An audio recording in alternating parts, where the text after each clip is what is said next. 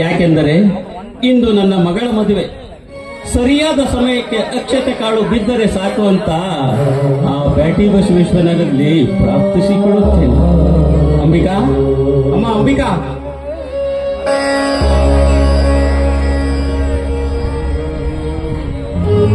ಏನು ಮಾಡುತ್ತಿರಬೇಕು ಒಳಗಡೆ? ಬಾರಮ್ಮ, ನಿನಗಾಗಿ ನಿನ್ನ ಗೆಳತಿಯರು ಆ ದೇವರ ಗುಡಿಯಲ್ಲಿ ಕಾಯುತ್ತಾ ಕುಳಿತಿದ್ದಾರೆ. ಅಂಬಿಕಾ, ಅಂಬಿಕಾ, ಏನು ಮಾಡುತ್ತಿರಬೇಕು ಒಳಗಡೆ? ಬೇಗ ಶೃಂಗಾರವಾಗಿ ಅಲಂಕರಿಸಿಕೊಂಡು ಮದುಮಗಳಾಗಿ ಹೊರಗಡೆ ಬಾರಮ್ಮ.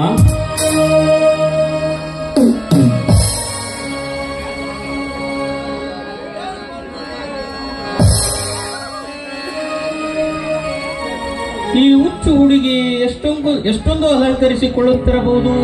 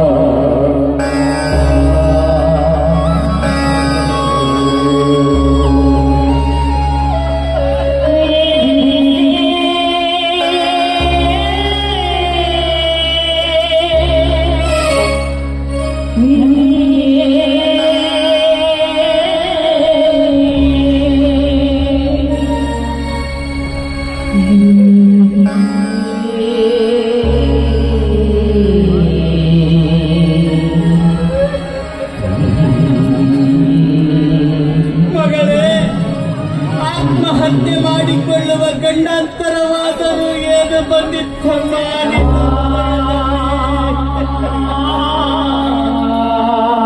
ಆತ್ಮಹತ್ಯೆ ಮಾಡಿಕೊಳ್ಳುವ ಒಪ್ಪಿಗೆಯಾದರೂ ಹೇಗೆ ಬಂದಿತ್ತಮ್ಮ ನಿಮ್ಮ ಹೃದಯದಲ್ಲಿ?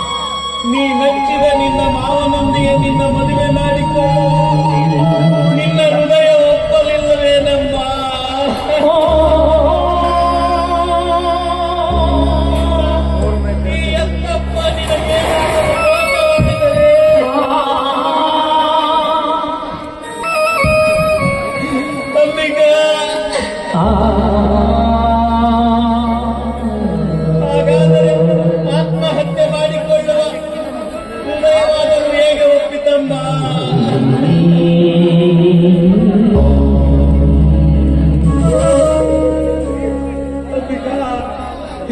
ಮಲಗುವಾಗ ಮತ್ತೆ ರಾತ್ರಿವರೆಗೂ ಹೇಳಿದ್ದೇವಮ್ಮ,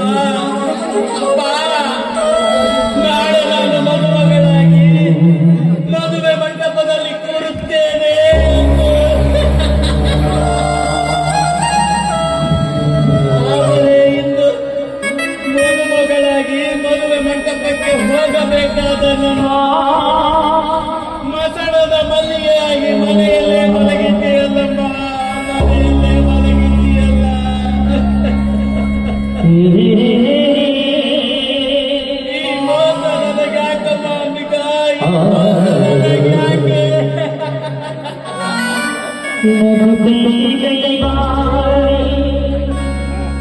ಲಘುಕೈಲಿ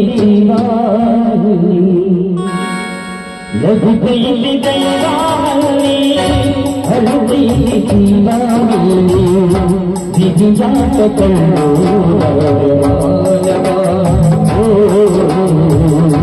ವಿಧಿಯಾತ ಕಣ್ಣು ಲಘುಕೈಲಿ ದೈವಾವಲ್ಲಿ ಹರಳಿ ಜೀವಾವಲ್ಲಿ ಲಘುಕೈಲಿ ದೈವಾವಲ್ಲಿ ವಿಧಿಯಾತ ಕಣ್ಣು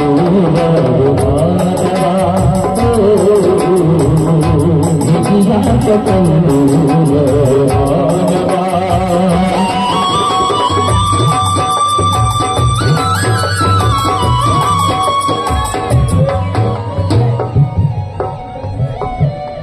ಪ್ರೀತಿಯ ತಮ್ಮನಾದ ರುದ್ರಪ್ಪನಿಗೆ ನಿನ್ನ ಮುದ್ದು ಮಗಳಾದ ಅಂಬಿಕಾ ತಿಳಿಸುವುದೇನೆಂದರೆ, ಅಪ್ಪ, ನನ್ನ ತಾಯಿ ತೀರಿ ಹೋದ ಮೇಲೆ ನನ್ನನ್ನು ಮುದ್ದಾಗಿ ಬೆಳೆಸಿ ನನಗೆ ವಿದ್ಯೆಯನ್ನು ಕಲಿಸಿ ದೊಡ್ಡವಳಾಗಿ ಮಾಡಿದಿರ. ಅದು ಅಲ್ಲದೆ ನಾನು ಬಯಸಿದರ ಜೊತೆಗೆ ನನ್ನ ಮದುವೆ ಮಾಡಲು ಕೂಡ ಮುಂದಾದಿರ. ಈ ನಿಮ್ಮ ಉಪಕಾರವನ್ನು ನಾನು ಯಾವ ಕಾಲಕ್ಕೂ ಮರೆಯುವುದಿಲ್ಲ ಅಪ್ಪಾಜಿ, ನಾನು ಯಾವ ಕಾಲಕ್ಕೂ ಮರೆಯುವುದಿಲ್ಲ. ಆದರೆ ನನ್ನ ಮದುವೆಯ ಮೊದಲ ದಿವಸ ನನ್ನ ಜೀವನದಲ್ಲಿ ನಡೆಯಬಾರದ ಘಟನೆ ನಡೆದು ಹೋಯಿತು ಅಪ್ಪಾಜಿ, ನಡೆದು ಹೋಯಿತು. ನೀವು ಮನೆಯಲ್ಲಿ ಯಾರೂ ಇರಲಿಲ್ಲ. ಯಾರೂ ಇಲ್ಲದ ಸಮಯದಲ್ಲಿ ಈ ಊರಿನ ನ್ಯಾಯಾಧೀಶ ಎನಿಸಿಕೊಂಡಿರುವ ಆ ಧನರಾಜ ಮಗ ಮಾಂತೇಶ್ ನಮ್ಮ ಮನೆಗೆ ಬಂದು ಕಾಮವೆಂಬ ಕೆಟ್ಟ ವಿಚಾರದಲ್ಲಿ ಶೀಲವೆಂಬ ಹಾಲಿನಲ್ಲಿ ಕಾಮದ ಹುಳಿಯನ್ನು ಹಿಂಡಿ ಹೋದ ಪಾಪಿ. ಅಪವಿತ್ರವಾದ ಈ ದೇಹವನ್ನು ಮತ್ತೊಬ್ಬರಿಗೆ ಅರ್ಪಿಸುವುದು ಮಹಾಪಾಪವೆನಿಸಿತು. ಅದಕ್ಕೆ ಕೆಟ್ಟು ಹೋಗಿರುವ ಈ ಮುಖವನ್ನು ನಿಮಗೆ ತೋರಿಸಬಾರದು ಅಂತ ಇಂದು ಬೆಳಗ್ಗೆ ನಾನು ಆತ್ಮಹತ್ಯೆ ಮಾಡಿಕೊಂಡಿದ್ದೆ. ಇದರಲ್ಲಿ ನಾನು ತಪ್ಪಿದರೆ ದಯವಿಟ್ಟು ನನ್ನನ್ನು ಕ್ಷಮಿಸಿ. ಇಂತಿ ನಿಮ್ಮ ಮಗಳು ಅಂಬಿಕಾ.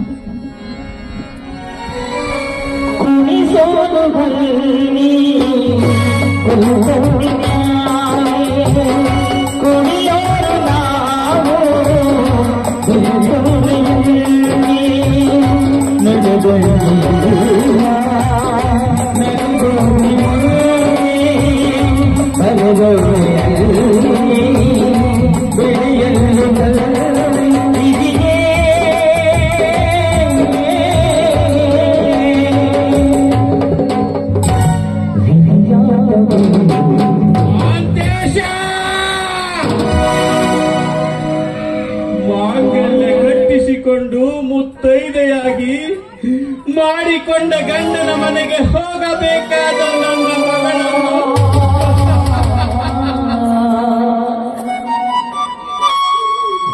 ಮಸಣಕ್ಕೆ ಕಳಿಸಿದೆಯ ಮಗನೇ ಮಹಾಂತೇಶ್. ನಿನ್ನ ಮರಣ ನನ್ನ ಕೈಯಲ್ಲಿ.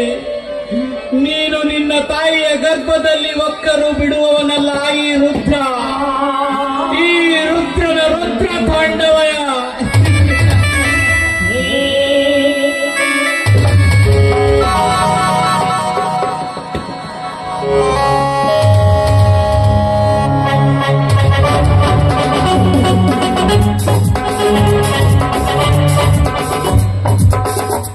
ಯಾಕೆ ರುದ್ರ, ಎಲ್ಲಿಗೆ ಹೊರಟಿ? ನಿಲ್ಲು ಧನರಾಜ್. ಮುಂದೆ ಒಂದೇ ಒಂದು ಹೆಜ್ಜೆ ಇಟ್ಟರೆ ನನ್ನ ನಾಣೆಯಾಗಿದೆ. ನೀವು ಮದುವೆಗೆ ಬರುವ ಮಾನವರಲ್ಲ, ಮಾನವರನ್ನೇ ತಿಂದು ಹಾಕುವ ಗೋಮುಖ ವ್ಯಾಘ್ರಗಳು. ನೀವು ವ್ಯಾಘ್ರಗಳು. ರುದ್ರ, ಯಾಕೋ ಏನಾಗಿದೆ ನಿನಗೆ? ಮದುವೆಗೆ ಬಂದ ಅತಿಥಿಗಳಿಗೆ ಮನ ಬಂದಂತೆ ಮಾತನಾಡುತ್ತಿರುವೆ. ಯಾಕೋ ಏನಾಗಿದೆ ನಿನಗೆ? ಹೇಳು ರುದ್ರ, ಹೇಳು. ನಮ್ಮನ್ನು ಕಂಡರೆ ಗದಗದರೆ ನಡುಗುತ್ತಿದ್ದ ನೀನು ಅಂತವನ ಮಗಳ ಮದುವೆಗೆ ಬಂದರೆ ಬಾಯಿಗೆ ಬಂದಾಗ ಮಾತನಾಡುತ್ತಿರುವಲ್ಲ, ಯಾಕೆ? ಯಾಕೆ ಹೇಳು ರುದ್ರ, ಹೇಳು.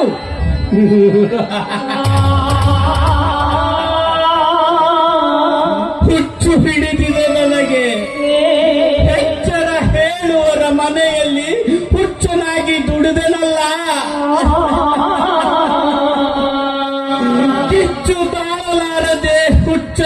ಆಗಿದ್ದೇನೆ.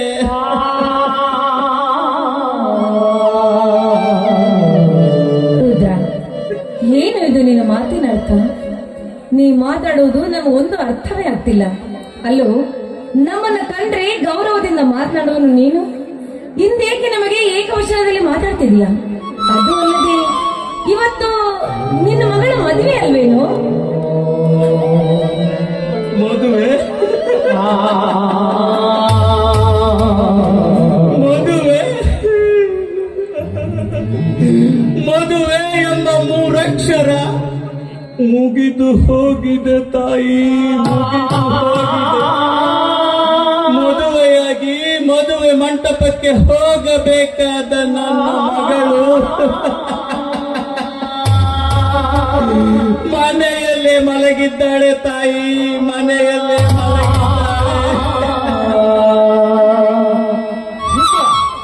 ಏನಾಗಿದೆಯೋ ನಿನ್ನ ಮಗಳಿಗೆ? ಹೇಳು. ಮದುಮಗಳಾಗಿ ನನ್ನ ಮಗಳು. ನಿನ್ನ ಮಗಳು ಏನಾಗಿದೆಯೋ ನಿನ್ನ ಮಗಳಿಗೆ? ಆತ್ಮಹತ್ಯೆ ಮಾಡಿಕೊಂಡಿದ್ದಾಳೆ ದಣಿಯೇ.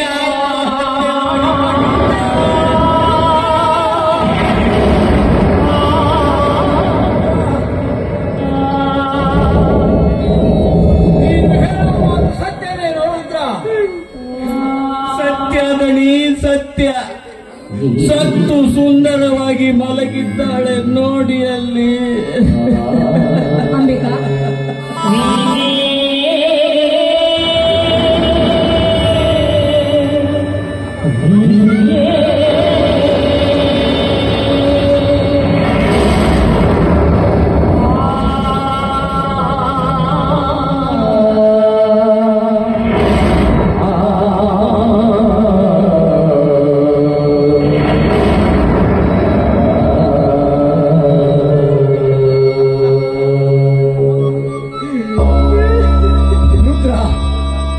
ನಿನ್ನ ಮಗಳು ಆತ್ಮಹತ್ಯೆ ಮಾಡಿಕೊಳ್ಳುವಂತ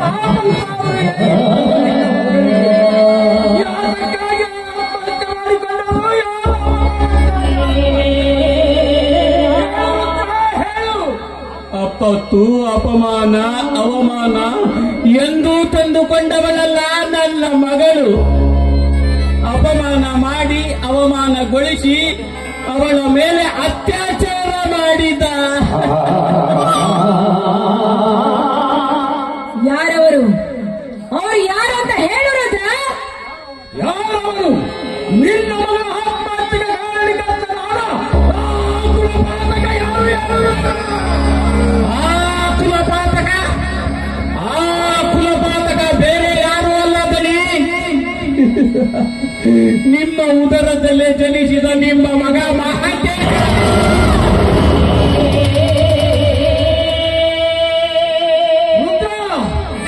ಏನು ಹೇಳ್ತಾ ಇದ್ದೀರಾ?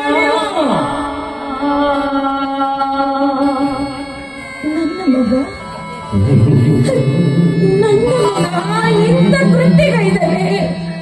ಅಯ್ಯೋ ತಾಯಿ, ಕಲ್ಕಿ ಮಾತು ಕೇಳೋನಲ್ಲಮ್ಮ ನಾನು. ಕಲ್ಕಿ ಮಾತು ಕೇಳಿದ್ರೆ ಕಲ್ಲು ಸಹ ಕರಗುತ್ತಂತೆ. ನೋಡಿ ನಿಮ್ಮ ಮಗ ಮಾಡಿದ ದುರಂತ.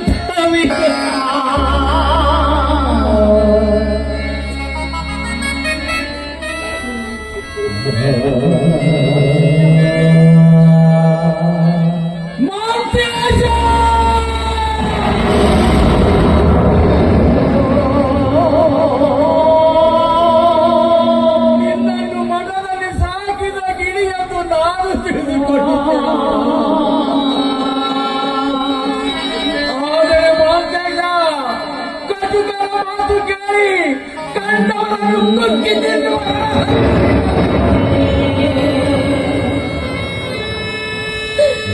ನನ್ನ ಮಗ ಮಾಂತೇಶ ಎಂತ ನೀಚ ಕೃತ್ಯ ಮಾಡ್ತಾನಂತ ನನ್ನ ಕನಸು ಮನಸ್ಸಲ್ಲೂ ನೆನೆಸಿರ್ಲಿಲ್ಲ ಸ್ವಾಮಿ. ನನ್ನ ಕನಸು ಮನಸ್ಸಲ್ಲೂ ನೆನೆಸಿರ್ಲಿಲ್ಲ. ಯಾರೂ ನೆನೆಸಿರಲಿಲ್ಲ ತಾಯಿ ಈ ಸನ್ನಿವೇಶವನ್ನು. ಆದರೆ ಕನಸನ್ನು ನನಸು ಮಾಡಿಕೊಂಡು ಹೋದವನು ಇಲ್ಲಿಲ್ಲ. ಈಗ ಉಳಿದಿರುವರು ನಾವು 3 ಜನ ಮಾತ್ರ.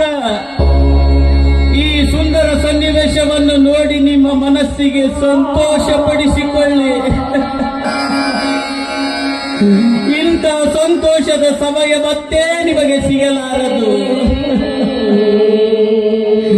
ಬಡವನ ಮನೆ ಹಾಳಾದರೆ ಭತ್ತ ಬೆಳೆಯುವ ಮನೆಗೆ ಕೊಬ್ಬು ಬರುವುದು ಎನ್ನುವ ಮಾತು ಸುಳ್ಳಾಗಲಿಲ್ಲ. ಧನರಾಜ್, ನಾನು ಏಕವಚನದಲ್ಲೇ ಮಾತನಾಡಿದರೆ ನಿಮ್ಮ ಆತ್ಮಕ್ಕೆ ಅವಮಾನವಾಗಬಹುದಲ್ವೇ? ಯಾಕೆಂದರೆ ಮಾನವಂತರ ಮನೆತನದ ಮುತ್ತುಗಳು ನೀವು. ಮದುವೆಯಾಗಿ 3 ವರ್ಷ ಕಳೆದರೂ ನಿಮ್ಮ ಹೊಟ್ಟೆಯಿಂದ ಒಂದು ಮಗು ಹುಟ್ಲಿ ಅಂತ ನಾನು ಈ ಊರಲ್ಲಿರುವ ಎಲ್ಲಾ ದೇವರಿಗೂ ತುಪ್ಪದ ಅಭಿಷೇಕ ಮಾಡ್ತೀನಿ ಅಂತ ಬೇಡ್ಕೊಂಡೆ. ಆದರೆ ನಿಮ್ಮ ಮಗ ಮಾನವಂತರ ಮನೆತನವೆಂದು ಎತ್ತಿ ಹಾಡಿಸಿದೆ. ಎತ್ತಿ ಹಾಡಿಸಿದವರನ್ನೇ ಎದೆಗೆ ಒದ್ದು ಹೋದ ನಿಮ್ಮ ಮಗ.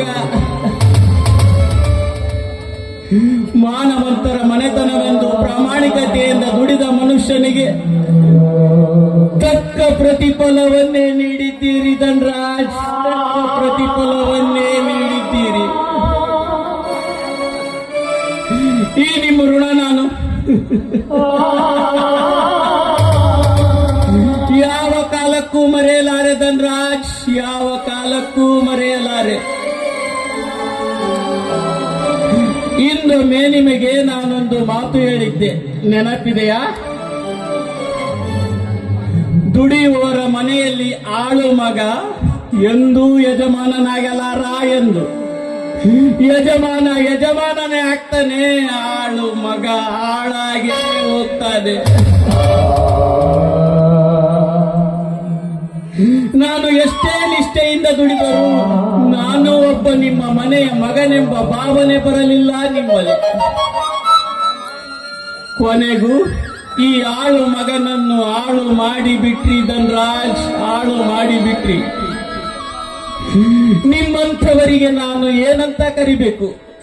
ನಂಬಿದವರ ಕುತ್ತಿಗೆ ಕತ್ತರಿಸುವ ಮಹಾ ತಾಯಿಗಂಡ್ರು ಅಂತ ಕರಿಬೇಕ? ಮಹಾ ತಾಯಿಗಂಡ್ರು ಏನು ಮಾತಾಡ್ತಿದೀಯ ನೀನು? ಅವರನ್ನು ಕಂಡ್ರೆ ದೇವರು ಅಂತ ಕೈ ಮುಗಿಯವನು ನೀನು ಎಂದು ಈ ಮಾತು ಮಾತಾಡ್ತಿದೀಯಾ?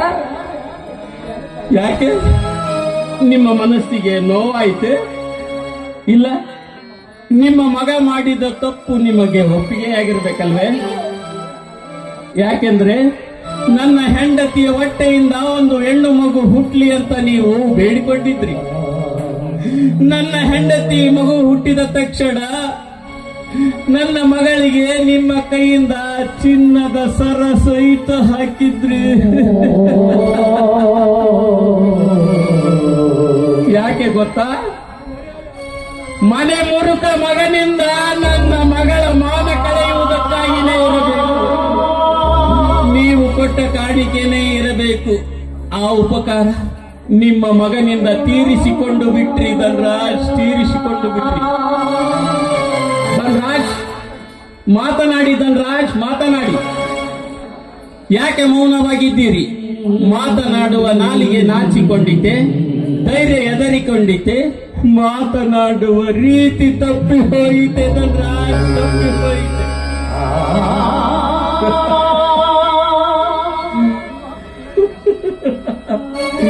ನೀವು ಸುತ್ತು 40 ಹಳ್ಳಿಗೆ ನ್ಯಾಯ ಹೇಳುವ ನ್ಯಾಯವಂತರು ನೀವು, ಮಾನವಂತರು ನೀವು, ನೀತಿವಂತರು ನೀವು. ನಿಮ್ಮ ಮನೆಯ ಅಂಗಳದಲ್ಲಿ ಹಾವೊಂದು ಹುಟ್ಟು ಮಾಡಿದ್ದು ನಿಮಗೆ ಗೊತ್ತಾಗಲಿಲ್ಲ. 10 ಜನರಿಗೆ ಬೊಟ್ಟು ಮಾಡಿ ತೋರಿಸುವ ನೀವು ನಿಮ್ಮ ತಟ್ಟೆಯಲ್ಲೇ ಸತ್ತು ಬಿದ್ದ ಹಂದಿಯನ್ನೇ ಮರೆತಿದ್ದೀರಿ.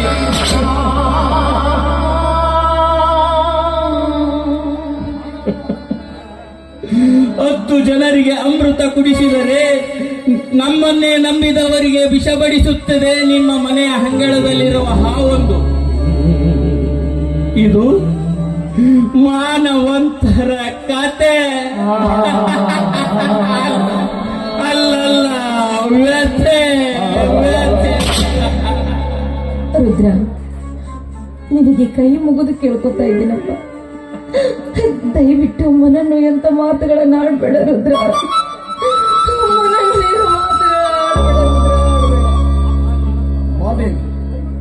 ದಯವಿಟ್ಟು ನೀನು ಮಾತನಾಡು, ಸ್ವಲ್ಪ ಮೌನ ವಹಿಸಿ ನಿಲ್ಲಿಸು.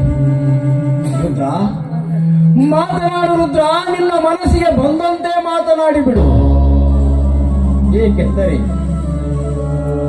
ನನಗೆ ಅದರ ಅಭ್ಯಂತರವೇನೂ ಇಲ್ಲ. ಏಕೆಂದರೆ ಎತ್ತ ಮಕ್ಕಳನ್ನು ಕಳೆದುಕೊಂಡ ಕರುಳು ಕುಂತು ನೋಡುವವರಿಗೆ ತಿಳಿಯುತ್ತದೆ ವಿನಃ ನಿಂತು ನೋಡುವವರಿಗೆ ತಿಳಿಯುವುದಿಲ್ಲ. ನನ್ನ ಮಗ ಮಾಡಿದ ತಪ್ಪನ್ನು ಮೆಚ್ಚಿಕೊಳ್ಳುವಂತ ಮೂರ್ಖನು ನಾನಲ್ಲ. ಯಾರೇ ತಪ್ಪು ಮಾಡಿರಲಿ, ತಪ್ಪು ತಪ್ಪೇ. ತಪ್ಪು ಮಾಡಿದವನು ಎಂತ ದೊಡ್ಡವನಾಗಿರಲಿ ಸಣ್ಣವನಾಗಿ ಬಿಡುತ್ತಾನೆ. ನೋಡುವುದ್ರ, ಈಗ ನೀನು ಬರೀ ಮಾತಿನ ಕಟ್ಟಿನಿಂದ ನನ್ನನ್ನು ಹೊಡಿತರುವೆ. ರುದ್ರ, ನನ್ನ ಮಗ ಮಾಡಿದ ತಪ್ಪಿಗಾಗಿ ನಿನ್ನ ಕಾಲಲ್ಲಿರುವ ಕೆರವಿನಿಂದ ನನ್ನನ್ನು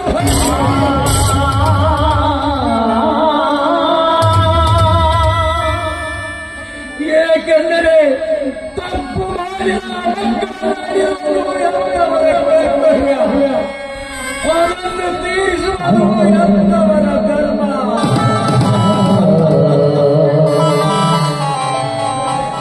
ಮಾತನಾಡು ರುದ್ರ, ನೀನು ಮಾತನಾಡುವುದನ್ನು ಸಿಟ್ಟೇನು ಇಲ್ಲ. ಆದರೆ ರುದ್ರ,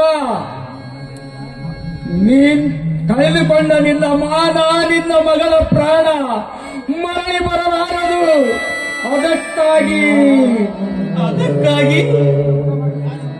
ಅದಕ್ಕಾಗಿ ನಿಮ್ಮ ಮಗ ಮಾಡಿದ ತಪ್ಪನ್ನು ನಾನು ಮರೆತು ಬಿಡಲೇ?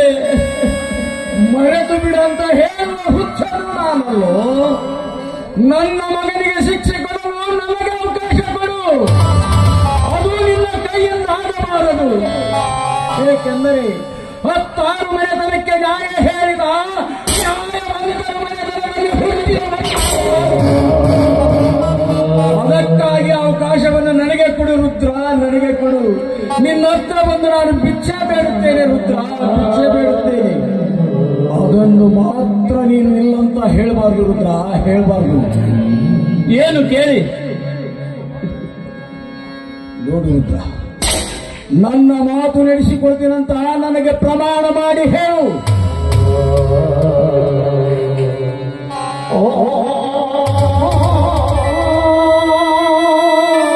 ಮಾತು ಕೊಡು ರುದ್ರ, ಮಾತು ಕೊಡು.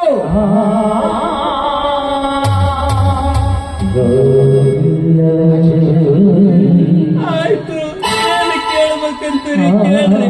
ಇನ್ನೇನು ಉಳ್ದತ್ ನನ್ನ ಹತ್ರ? ಉಳಿದಿರೋದ ಇದೊಂದು ಪ್ರಾಣ.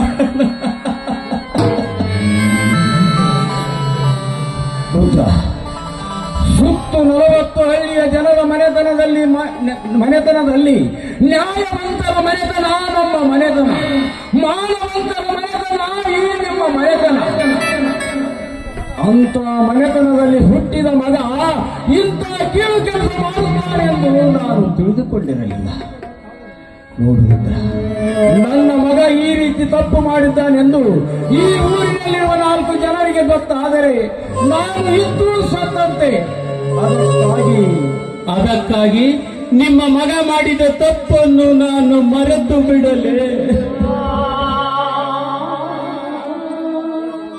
ನೋಡುವುದ್ರ, ಯಾರ ಮುಂದೆಯೂ ನಿನ್ನ ಮಗಳ ಸಾವಿಗೆ ನನ್ನ ಮಗ ಕಾರಣ ಅಂತ ಹೇಳಬಾರದು.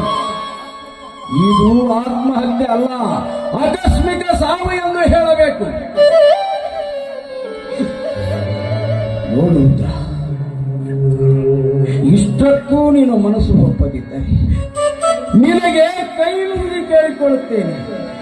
ಇಷ್ಟಕ್ಕೂ ನಿನಗೆ ಕರುಣೆ ಮಾಡದೆ ಹೋದರೆ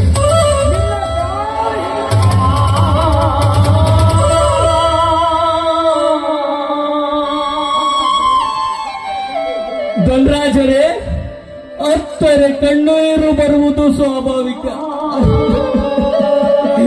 ಆದರೆ ನೀವೇಳುವ ಮಾತು ಅತ್ತರು ಕಣ್ಣೀರು ಬರದಂತೆ ಅಳು ಎಂದು ಹೇಳಿದಂತಾಗುತ್ತದೆ ನಿಮ್ಮ ಮಾತು.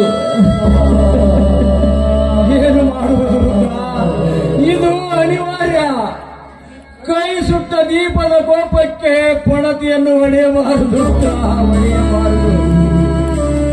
ಹೌದು ರುದ್ರ, ನೀನು ಇದೇ ಮನೆಯಲ್ಲಿ ಬೆಳೆದಿದೀಯ, ಇದೇ ಮನೆಯಲ್ಲಿ ತುತ್ತನ್ನ ಊಟ ಮಾಡಿದೀಯ. ನೋಡಪ್ಪ, ಮಗ ಮಾಡಿದ ತಪ್ಪಿನಿಂದ ಈ ಮನೆತನಕ್ಕೆ ಕುಂದು ತರೋದು ಬೇಡ. ಇದು ಒಂದು ಬರ ನಿನ್ನ ಹೊಟ್ಟೆಯಲ್ಲಿ ಹಾಕೋತ ನನಗೆ ಕೈ ಮುಗಿದು ಕೇಳ್ಕೊಂಡಿದ್ದೀನಿ ರುದ್ರ. ದಯವಿಟ್ಟು ಇಲ್ಲ ಅಂತ ಮಾತ್ರ ನೋಡು ಮಗು, ನಮ್ಮ ಮನೆತನಕ್ಕೆ ಈ ರುದ್ರ ಹಿಟ್ಟ ಅಭಿಮಾನ ನಿನ್ನ ಮಗ ಇಡಲಿಲ್ಲ. ಅದನ್ನ ನೀನು ಗುರುತು ಮಾಡಿಕೋ. ರುದ್ರ, ನಿನ್ನ ಮಗಳ ಶವ ಸಂಸ್ಕಾರ ಮಾಡು.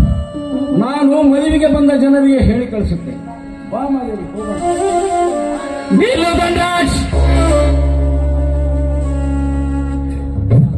ನಿಮ್ಮ ಮನೆಯ ಅನ್ನ ಉಂಡ ಋಣಕ್ಕಾಗಿ ನಿಮ್ಮ ಮಾತನ್ನು ನಾನು ನಡೆಸಿಕೊಡುತ್ತೇನೆ.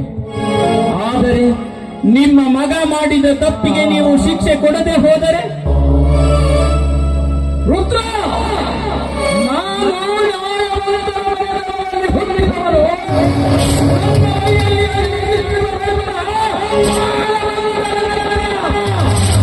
ನೋಡು ರುದ್ರ, ನನ್ನ ಮಗನಿಗೆ ಶಿಕ್ಷೆ ನಾನು ಕೊಡುವುದು ಇತಿಹಾಸ.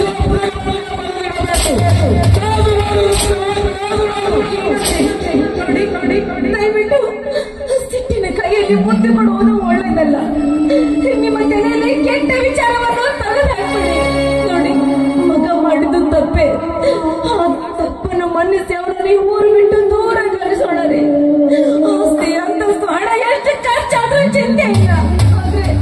ಆದ್ರೆ ಕೆಟ್ಟ ವಿಚಾರ ಮಾತ್ರ ಮಾಡಬೇಡಿ ಸ್ವಾಮಿ, ಮಾಡಬೇಡಿ. ನಿನಗೆ ಇದು ತಿಳಿಯುವುದಿಲ್ಲ. ನಡಿ, ಮನೆಗೆ ಹೋಗೋಣ. ದೇವ,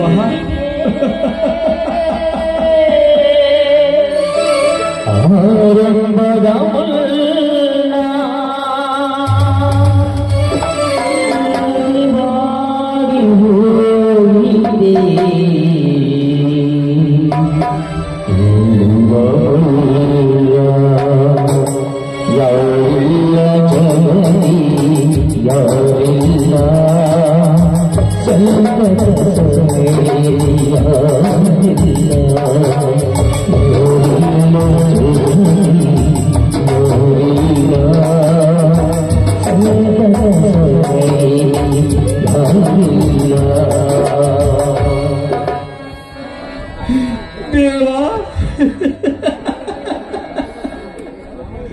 ಎಂತ ದುರಂತಕ್ಕೆ ನನ್ನನ್ನು ಅಣಿ ಮಾಡಿರುವೆ. ಎತ್ತ ಮಕ್ಕಳನ್ನು ಕತ್ತರಿಸಿಕೊಂಡರು, ತುತ್ತು ಹಿಟ್ಟವರ ಋಣಕ್ಕೆ ಬಂಧಿಸಿ ಬಿಟ್ಟೆಯಲ್ಲವೋ, ಬಂಧಿಸಿ ಬಿಟ್ಟೆಯಲ್ಲವೋ. ಅದಕ್ಕೆ ಅಂದಿರಬೇಕು, ಎತ್ತ ಮಕ್ಕಳಿಗಿಂತ ಅನ್ನ ಕೊಟ್ಟವರು ಭಾರ ಎಂದು.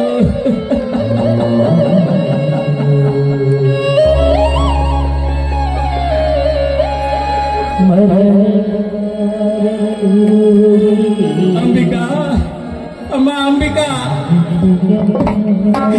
ಈ ಸಮಯದಲ್ಲಿ ನಿನ್ನ ತಂದೆ ಸಾಯಕದಮ್ಮ, ಸಾಯಕ. ನನ್ನನ್ನು ಕ್ಷಮಿಸು ಮಗಳೇ, ಕ್ಷಮಿಸು. ಮರಳಿ